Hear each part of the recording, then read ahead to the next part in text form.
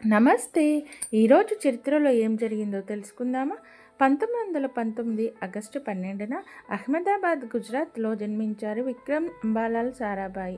ధనిక వ్యాపారవేత్త అంబాలాల్ సారాభాయి గారి కుమారుడు. ఆయన గుజరాత్ కాలేజీలో ప్రాథమిక విద్య, తర్వాత ఇంగ్లాండ్లోని కేంబ్రిడ్జ్ విశ్వవిద్యాలయంలో నేచురల్ సైన్సెస్లో డిగ్రీ, తర్వాత PhD పూర్తి చేశారు. ఆయన 1947లో అహ్మదాబాద్లో ఫిజికల్ రీసెర్చ్ లాబొరేటరీ స్థాపించారు. అంతరిక్ష శాస్త్రాన్ని భారతదేశంలో అభివృద్ధి చేయడంలో కీలక పాత్ర పోషించారు. 1969లో ఇండియన్ స్పేస్ రీసెర్చ్ ఆర్గనైజేషన్ స్థాపనకు మార్గదర్శకత్వం వహించారు. ఆయన అంతరిక్ష సాంకేతికతను దేశాభివృద్ధికి ఉపయోగపడేలా చేయాలన్నది ఆయన సంకల్పం. 1966లో ఆయనకు పద్మభూషణ్, 1972లో మరణానంతరం పద్మవిభూషణ్ అవార్డులు వచ్చాయి.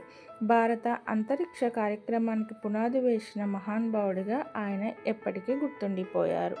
ఈయనను స్మరిస్తూ ఈ వీడియోకి ఒక లైక్ చేయండి, అలాగే సబ్స్క్రైబ్ చేసుకోండి.